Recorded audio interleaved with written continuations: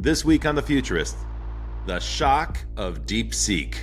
The more and more we are seeing models like DeepSeek and so forth, perform these cognition tests and sort of blow the results out of the water and so forth, brings us closer to a point where it's going to be so easy to integrate AI into systems, and yet we still really don't have ethical frameworks for the safe operation of these AIs.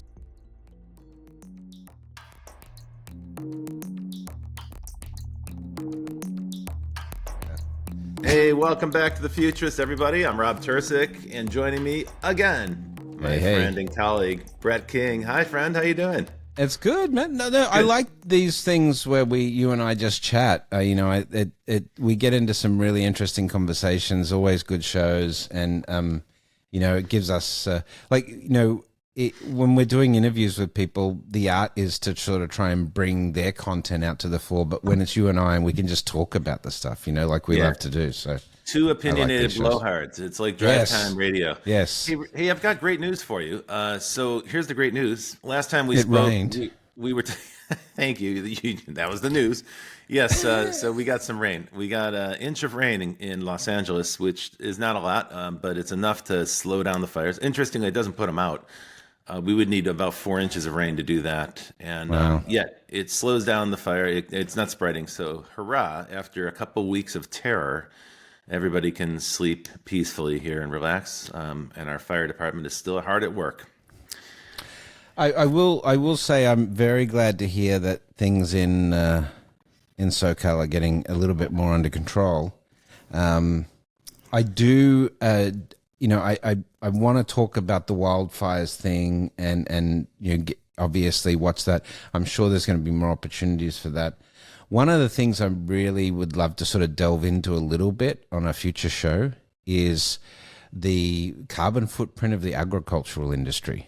Because I've been researching, and you want to stop the climate crisis, you cannot avoid looking at agriculture, particularly meat production. So we should get into that sometime. Methane releases by cattle, right? It's not something we think about. Cow farts heating up the environment. But of course, the big cow. Well, I learned that cows produce, or if in the United States today, 138,000 pounds of cow excrement are produced every second. Anyway, how's that for a stat? I have sympathy for the person who's listening to us right now. They're wondering, how are these guys going to link? All right, let's get into DeepSeek. Yes, right, we went off on a tangent as we do, but we've been talking about China on this show for a long time, right? Mm-hmm. And it's been interesting to see DeepSeek R1 come out of China just 11 days ago. When we're recording this now, DeepSeek was thrust onto the market on January 20th. Yeah. And a few days later, within a few days, we saw almost $1 trillion written off in US technology stocks. We're going to talk about what was the cause of that. Mm-hmm. But the thing that I've really observed, and you and I've seen it on our common Facebook pages and so forth, is there are American tech pros right now trying to tie themselves in knots to explain why a more efficient LLM model and weighting system isn't really Chinese excellence. It's just they copied everything from the US, right? And it's like, but if they copied it from the US, how is it more efficient? I don't understand that. Like if they stole OpenAI's code, then why isn't OpenAI as efficient like this? But that's a different subject. It's a very, very good point. Also, there's an element of irony here for OpenAI to be complaining that DeepSeek distilled its model. You go, okay, we're talking about a company that's responsible for the greatest theft of intellectual property in world history, and now they're complaining that someone ripped off their model. Stole their intellectual property. Yeah. I've got the world's tiniest violin here for OpenAI. Seriously. Now, the funny part here is this is a game you're playing, right? Yeah. The panic level here has been extraordinary. And I honestly, Brett, I'm trying to figure it out because, okay, there was a big stock sell-off. It hit the tech stocks particularly hard. Nvidia famously was the single greatest one-day sell-off of stock on January 27th, a week after that announcement was made. And so yeah, and it hasn't quite recovered. It's now at about 10% below where it was. So that's a serious hit to Nvidia in particular, and broadly tech stocks have gone down. But what I'm trying to puzzle out here is the panic. The panic is much greater than a gyration in the stock market. People are freaking out about this here, as if it's the end of something. And I'm scratching my head, Brett, because I'm thinking, wait, a cheaper, more efficient open source AI model is a good thing. I mean, how can you be against that? That is definitely a good thing for people that like innovation. I mean, unless you're like a cheerleader for open AI and a fully closed model controlled by a small company that seeks to be a monopolist and dominate the category, why would you not be interested and supportive of an open source improvement? And actually, that's the position that Jan LeCun at Facebook has articulated. And that's important to note because much of what DeepSeek built was built on Meta's Llama open source AI model. So in many respects, the folks in China are building on the resources and the investments that were made by Facebook famously a couple of years ago. That was Facebook's approach. They were going to go the opposite way. They were going to go open source. They were playing kind of a spoiler role, and now we're seeing the fruit of that happening. Personally, I think it's great for everybody who's not OpenAI. Look, one of the really interesting elements of this is, we have expected to see this type of scaling. We have expected to see these types of improvements in the models. I guess the disappointment for the US tech industry is with the hundreds of billions of dollars going into this that, and we don't really know how much China spent on this. They say $5 million, but that seems dubious given, the huge compute power they brought to this. But if you look at really the big win out of this is if we can have this type of scaling and compression of reasoning in particular, then we are getting much more useful AI models, much lighter AI models, and it's going to be more impactful. There's going to be so much more we can do with it. And just to link this back to your comments about the carbon footprint of methane releasing cattle, here, try this for a segue. There has been a growing concern for some time when we talk about the ethics of artificial intelligence. One of the concerns people raise is the immense cost, the immense environmental cost of these gigantic data centers that are required to train these models. So in some respects, we can say, gosh, a model that can be trained at 1/20th of the energy footprint and cost, that's definitely a good thing for the environment. That's definitely an improvement. I mean, look, absolutely, it's not news that we haven't been very efficient. The last 3 years has been a story of AI companies throwing massive amounts of hardware at this problem. And lots of people have pointed out that that's not an efficient approach. And it's also not likely to gain efficiency over time. It's going to be less and less effective each time they scale up. But the message has been scale, and it's been an arms race, really since 2022. There's been an arms race where billions of dollars have been thrown at the problem, specifically billions of dollars of Nvidia chips have been thrown at the problem. And what those companies haven't done in their race to the top, or their race to supremacy, I guess, they haven't stopped to make their models more efficient. They've been leaving a lot of low-hanging fruit in their wake, where other companies that work in a more stately pace following can make some great gains in efficiency. And that's what we're seeing. These Chinese researchers have to be more efficient because of U.S. export controls. They can't get their hands on the H100 chips, the very advanced semiconductors from Nvidia. And so they're working with the H800, which are legal to export. GPUs, those are available to use. And they have to squeeze more efficiency out of those chips. But they're doing it at less cost. They're doing it with a lower carbon footprint. I think this is, on the whole, a great thing. And folks, it's open source. It's fully documented. They release it, reports. They tell you exactly how they went about doing it. So you can, in the anyone spirit can of play science, with it. You can load it up on your home computer right now. Everyone's doing it. But I think you asked the question, why is there been such a visceral reaction? I have a theory. I think it's cognitive bias. I think the tech industry in Silicon Valley thinks it's the best in the world, leading all of this, and suddenly to have such a visceral example of Chinese leadership in this. I've seen everyone from Elon and Chamath and all of these guys really, they've got these H100 chips. They smuggled them in somehow. Don't let them, tell you they haven't, and it wasn't $5 million. And it's like, why are you trying? If it was a US company that had produced this, the reaction would be completely different, in my view. Euphoria, and nationalistic fervor. But now instead, we got this anti-China bias. I think you're right. So behind all of this is there's a growing sense of unease among investors. They've been asked to pony up the billions of dollars that these AI startups have required, and they've been sold this narrative about ever increasing scale that will somehow magically get us to general intelligence. Although there's no evidence to support that conclusion. That's just the idea that the more you scale it up, the smarter the model will get, and then somehow in general intelligence will just emerge magically. There's lots of folks led by Gary Marcus, the critic, who've been saying that it will never work.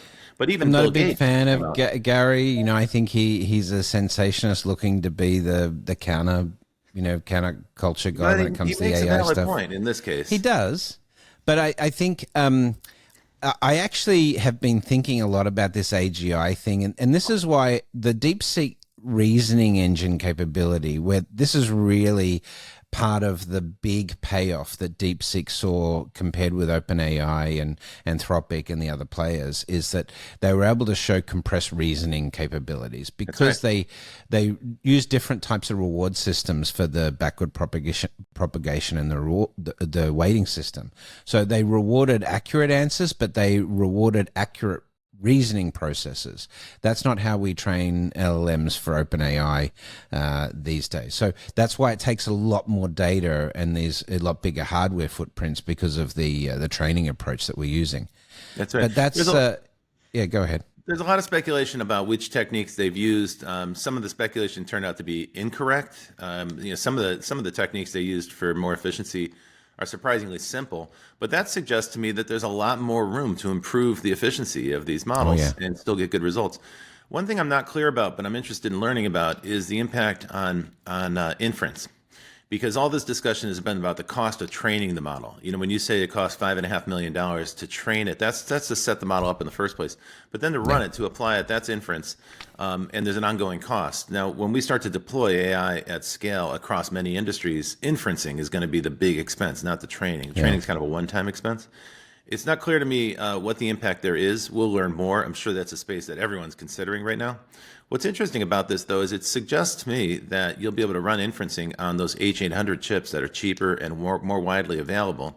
So I think one thing we can take from DeepSeek is that we're going to start to see the cost of AI come down dramatically. And that means it's going to be used much more widely, right? Basic economics. When the cost drops, we use more of it. So you're going to start to see AI applied everywhere. And this, of course, has been the dream and the hope for the entire tech industry for a long time. And by the way, Satya Nadella said something quite similar. That was his first reaction. It's like, wow, if the cost goes down, that's got to be a good thing for everyone.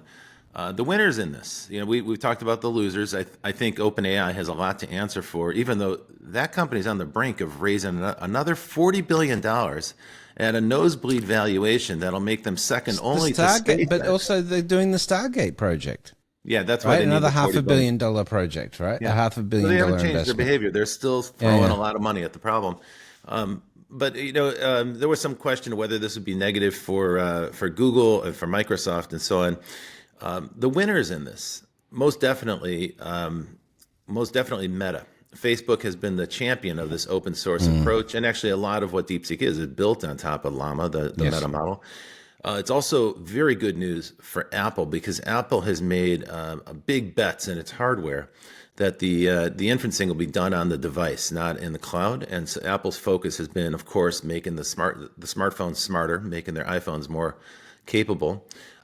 These new models from DeepSeek are exactly the kind of architecture that Apple's looking for. So that'll be a big benefit to Apple to make their devices better. Interesting. In other words, it's not uniformly bad news. I am surprised at the freaky out reaction we have here. I think you're right. There's a cognitive dissonance going on where the tech folks in the bubble of Silicon Valley and San Francisco have been telling themselves this story about supremacy. And now they're shocked and surprised to discover that there's a ton of really great AI talent in Beijing. The other thing that I sort of had this epiphany of. I want to hear your epiphany. Well, I think when I say this, I think you're going to get it, right? we talk often about this AGI thing and the goal of AGI.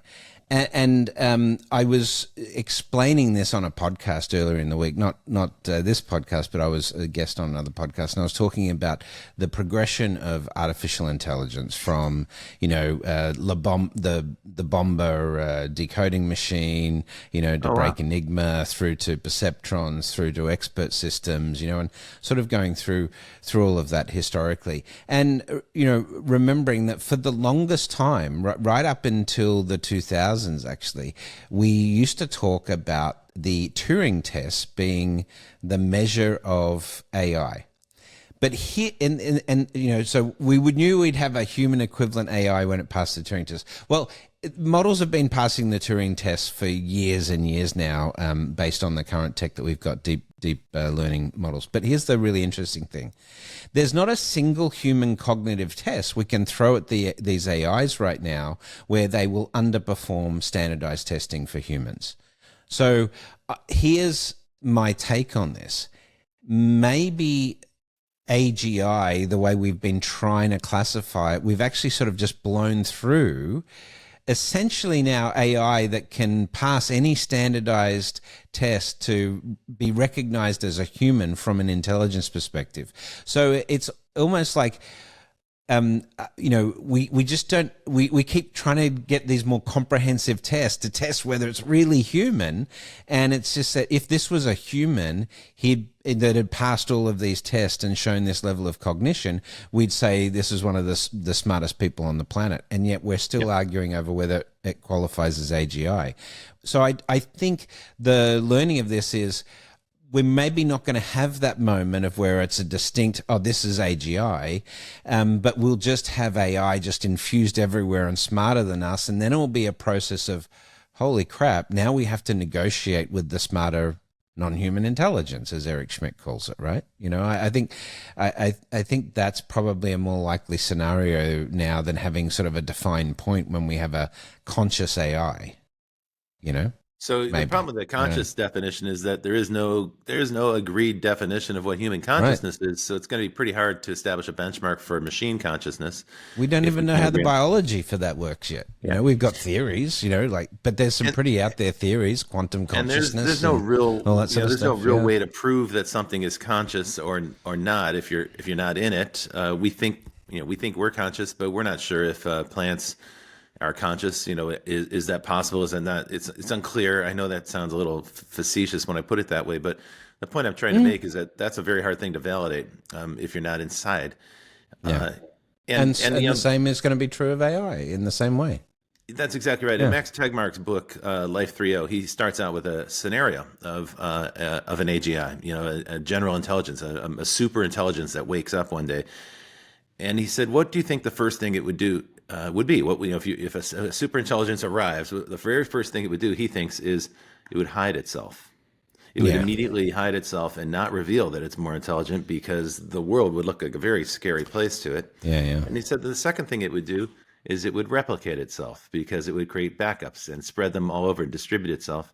And the third thing it would do is seize resources, which is what any life form would do, is make sure it could survive. But in the case of an AI, that would be financial resources to ensure that it had access to the cloud and computing. And so he posits a scenario where within a few weeks of an AGI, you would start to see a series of Swiss companies with unnamed owners appear, and they would rapidly become the most effective trading companies on the planet, and they would amass huge amounts of capital. So it's a kind of an interesting scenario. It's the Max Tegmark book. We've invited him on the show. We'd love to have him come talk to us more about that scenario. It's quite bone-chilling, because if that happens, it looks like an adversarial approach. There's no guarantee it's going to be adversarial. We've had guests on our show, for instance, Monica Anderson, who said that idea that an AI will be our enemy or a villain or opposed to humanity. She said that's just us projecting our own mindset onto a machine. There's no evidence it would have that, because it hasn't evolved, and it doesn't have a survival instinct. Those are things that are baked into humans through 5 million years of evolution, and the AGI wouldn't necessarily have that instinct. So I think we don't know about AGI. I think it's actually kind of like It strikes me as like kind of a dorm room bowl session to talk about AGI because it's a bunch of smart people, a bunch of nerds geeking out on a very theoretical concept. What we already have is a kind of super intelligence. Maybe it's Oh narrow, yeah, yeah. but in every domain you can think of, there is an AI now that can outperform humans, as you said. On that note, I don't know whether you saw this is a few months ago now, but there was an AI agent called Truth Terminal, which was set up to trade Bitcoin and a bunch of other stuff, and it became a millionaire back in October of 2024, generating its own. So that's income. scenario. Yeah. Oh wow. But here's the point: it is agentic AI. We're going to hear a lot more about this year. You and I are going to be talking a lot about AI agents, and if you want AI agents to be ubiquitous, you've got to make it small enough to sit on a phone, right? Or That's right. On the phone and in the cloud. And this type of models like R1, getting that sort of compressed reasoning capability, this is what you really need to eliminate hallucinations. You want that reasoning capability rather than just predictive, right? So I see that a bit in parallel, but this is where the scaling laws are really going to come into the AI agency stuff. It's going to be pretty interesting. But let's take a quick break, Rob, and then after the break, let's sort of play out the scenario, and maybe game plan what it's going to look like with these two sort of different AI approaches and systems that are emerging in China and the US, and sort of see where it might take us. All right, cool. You're listening to The Futurists, and we will be right back after this break. Hey, okay, you're listening to The Futurists. I'm Rob Tercek, and Brett King is joining me, and we're talking about DeepSeek and the seismic shockwaves that have rocked the AI world since that announcement. How much of it is smoke, and how much of it is fire? Just to tie back into that fire theme, because we're trying to be consistent here. Hey, so Brett, what's interesting is you pointed this out in the beginning. DeepSeek was introduced on January 20th. And in fact, the model had been around for quite some time. Our guest Shelley Palmer is actually, he included it in his keynote speech at CES in the beginning of January, and he's been studying that model for quite some time. Other writers have said, even last year, that DeepSeek is something to pay attention to. So this isn't news necessarily for the geeks that study trends in AI. People have been paying attention to it. But when R1 was introduced and when the mobile app took off, that was all on January 20th. Now, what's interesting about that is the market sell-off happened a full week later on January 27th. Okay, so now the panic selling hit tech stocks and particularly semiconductor stocks. Now, this story didn't make any sense to me when it happened. First of all, it's like, well, stock markets don't wait a week to react to news. That's a long time. And secondly, why semiconductor stocks? After all, DeepSeek was running on Nvidia chips. It wasn't running on the H100. It was running on the H800, which is a cheaper chip that can be legally exported to China. So what's the harm? What's the problem here? Well, I read an interesting perspective from an AI researcher named Timothy Lee, and I want to bring it to your attention because it's so interesting. Sure. So there was another thing that happened on January 20th, which is in the afternoon, President Trump announced a presidential executive order to impose tariffs on semiconductors from Taiwan. And Timothy Lee says, look, a much more plausible explanation for a sell-off on January 20th is that someone in the Trump White House leaked the information that there was going to be this executive order announced, and then traders front ran that announcement and dumped the stock. And his evidence, he said it's hard to prove. Obviously, it's impossible for him to prove. But he said the evidence of that is that after President Trump made that announcement, there wasn't a second sell-off of the semiconductor stocks. And bear in mind, that sell-off happened. That sell-off hit all of the semiconductors in Taiwan. Right. So it's much more tied to that. TMSC was also got hit very hard by the sell-off.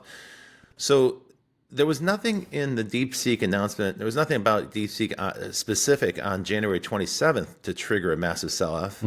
But there was an announcement from the White House that was directly aimed at Taiwanese semiconductor manufacturers. And so Timothy Lee's speculation is that someone in the White House simply leaked the information and traders immediately acted on it and dumped the stock ahead of the executive order announcement. And that's why there wasn't a secondary sell-off after the announcement was made. Of course, there's no way to prove it. It's pure speculation, but it sure holds up to me. I don't know if we're going to see the SEC conduct an investigation, which is what they really should be doing, because of the nature of the people that President Trump is appointing to be our financial watchdogs. These are all people who are, frankly, highly committed to the space and to this kind of trading. So I'm not sure if we have the right kind of watchdogs in place right now to govern that. Well, the other element here is we are, the more and more we are seeing models like DeepSeek and so forth, perform these cognition tests and sort of blow the results out of the water and so forth, brings us closer to a point where it's going to be so easy to integrate AI into systems, and yet we still really don't have ethical frameworks for the safe operation of these AIs. We don't have, like ethical guardrails. We don't have, active legislation or regulation that's going to monitor these types of training models and what the reasoning constraints should be and things like that. So, and there's no chance that's going to happen with the current administration in the U.S. So it's pedal to the metal, full steam ahead. And now we're in a race with China. Yeah. Right. So it's going to be, because they're, we don't want China to be first, and so let's put some more tariffs on or whatever. I do think the whole semiconductor thing as an attack against China's capability to produce this, they've already shown that they can be innovative and think out of the box on this stuff.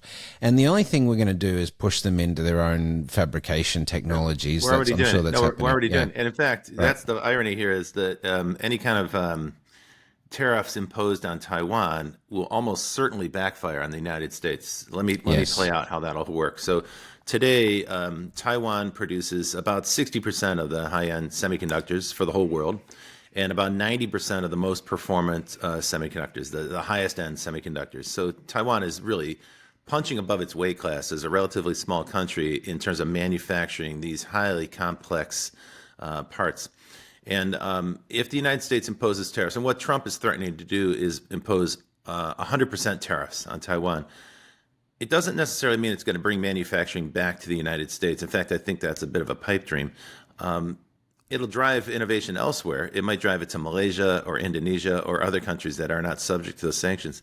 But almost certainly it's going to create demand for Chinese chips as well. And so in a weird way, it'll accelerate the growth of the Chinese semiconductor market.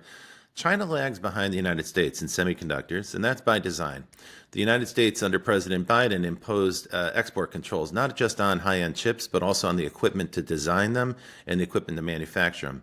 And then the United States went around the world and leaned on companies like manufacturers in the Netherlands that make the steppers, the equipment to manufacture and produce those. So the United States imposed this kind of, let's say, it's not an airtight it's not an airtight seal around it, China, but it's basically a big speed bump to slow China's advances down.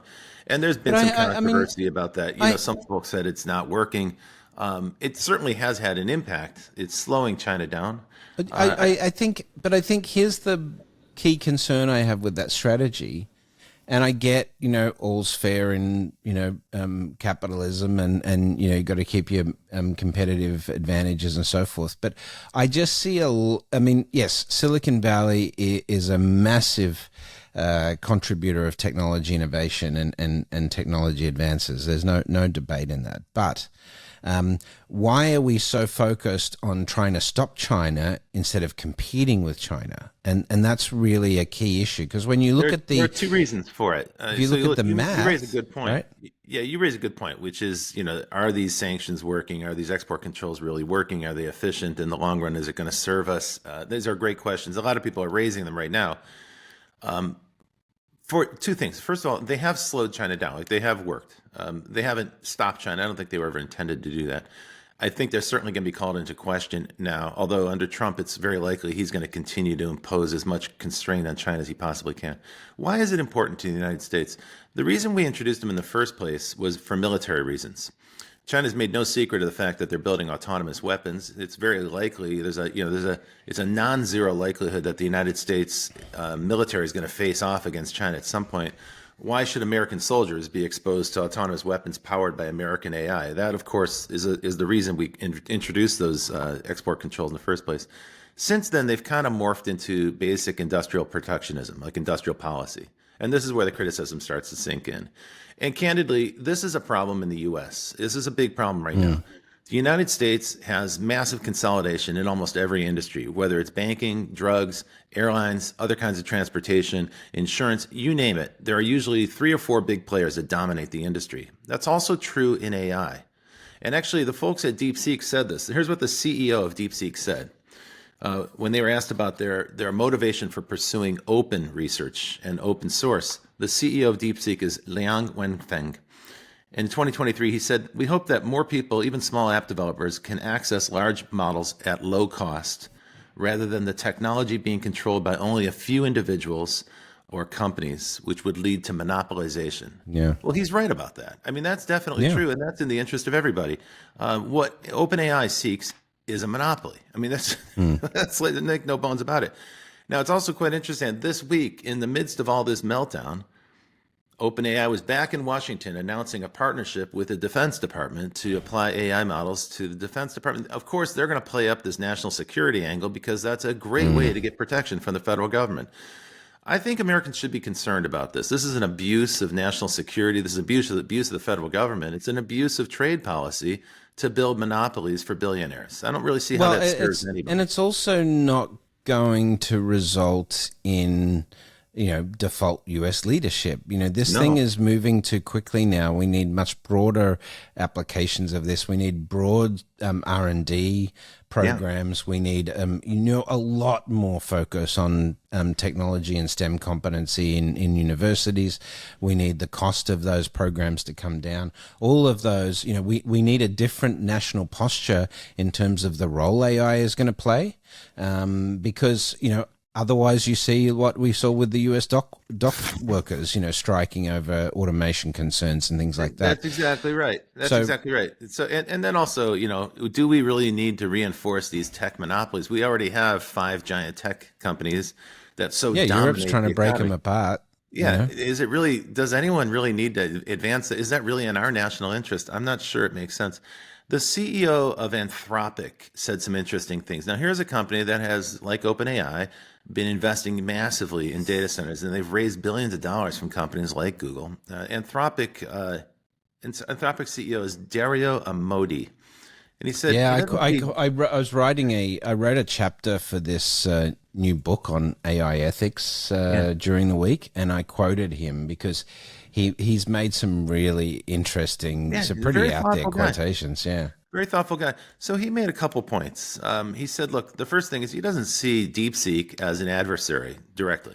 Like many people in scientific research, he looks at this as it's great. It advances the game. These are great things. They publish their research. It's available to anyone. So he doesn't see that necessarily as a problem. I thought that was a very reasoned response. But at the same time, he said the export controls on AI tech, again, to limit the export of AI technology to China, he said those are increasingly important for the next 2 years. And this I thought you'd find interesting. His reasoning is that in the next 2 years, we're going to make such big breakthroughs that eventually, by 2027, the machines will be able to design themselves. Agentic workflows will get to be so advanced that you'll start to see accelerating innovation and accelerating progress from the machines themselves. So he's like, we're in a critical window. The next 2 years, one nation or another, one economy or another is going to take supremacy or lead in artificial intelligence design, and it'll be a sustainable long-term advantage. And so he said anything we can do to slow China down will advance the U.S. economy. So there you have it, the kind of nationalistic protectionist approach spelled out in black and white. And that's why right now this week, all the AI companies are in Washington lobbying the government for further support. There you have it, my friend. Protectionism. Yeah. This is an age-old policy dating back to the 1800s. We're kind of retreating back to that now. In the background of all of this, we haven't had a chance to catch up about it, but last year, China surpassed the United States in manufacturing capacity completely across the board. Yeah. That's a durable advantage. This coming year, or perhaps next year, China will surpass the entire world in manufacturing capacity. Yeah. And that's a fact that we really need to consider carefully, because what that suggests is that China will become so dominant, there'll be no option but to work with China, and they'll have intense bargaining power with every country that they do business with.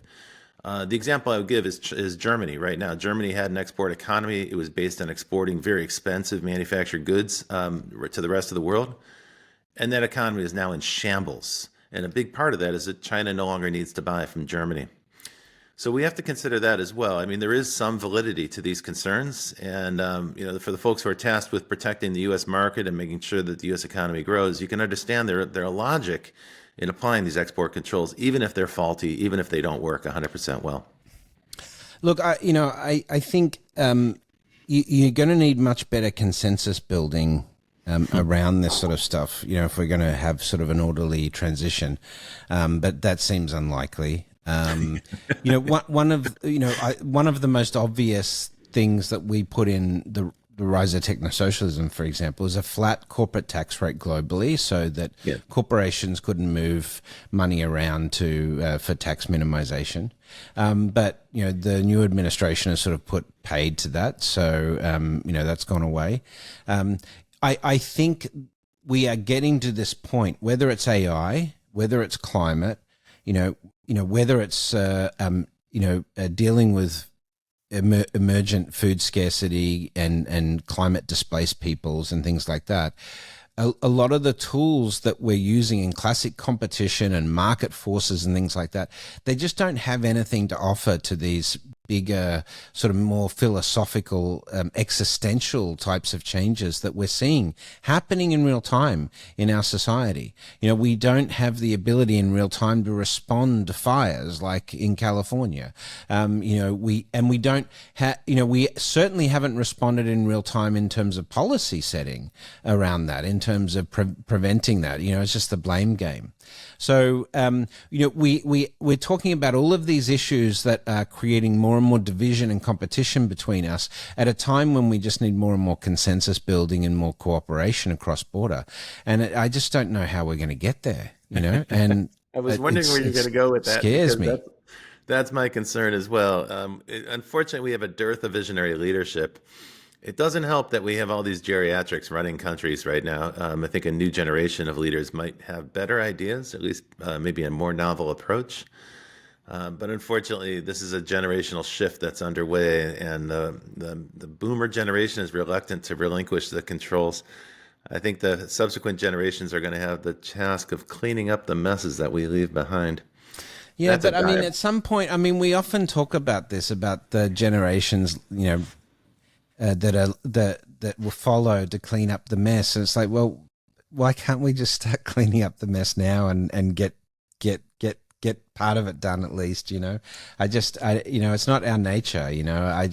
Anyway, I'm feeling a bit melancholy with all of this talk, I guess, Rob. But hey, Brett, this is my therapy session when you and I talk. Tell me how you feel about that. So, Brett, consider this: with reasoning becoming available from artificial intelligence, even though we're at the very earliest stages of that right now. Do you think it's possible that AI will help us make better decisions about how to govern the world? This is the next thing, right? As a futurist, this is the forecast I'll make, right? We'll call it a prediction for what it is. My prediction is this, right?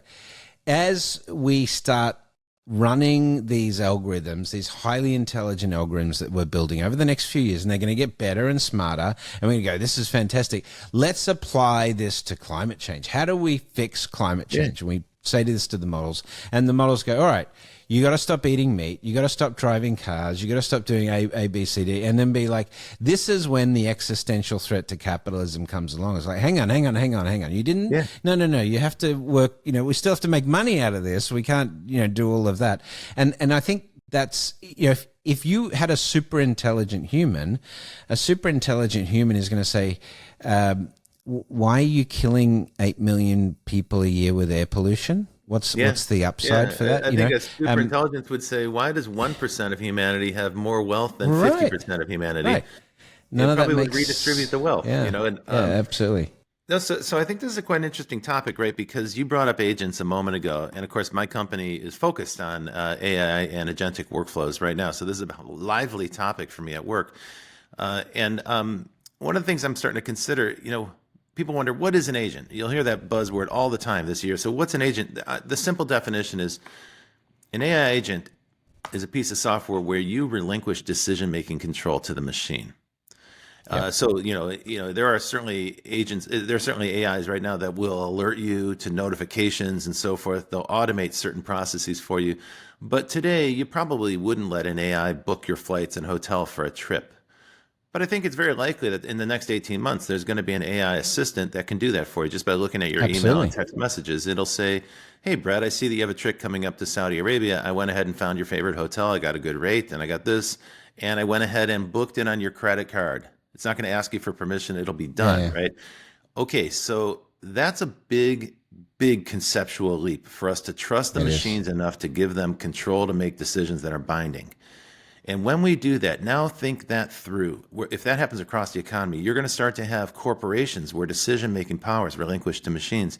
The next step will be corporations that are run by machines. Yeah. And those corporations will be, they're going to be kind of cold-blooded about the decisions they make.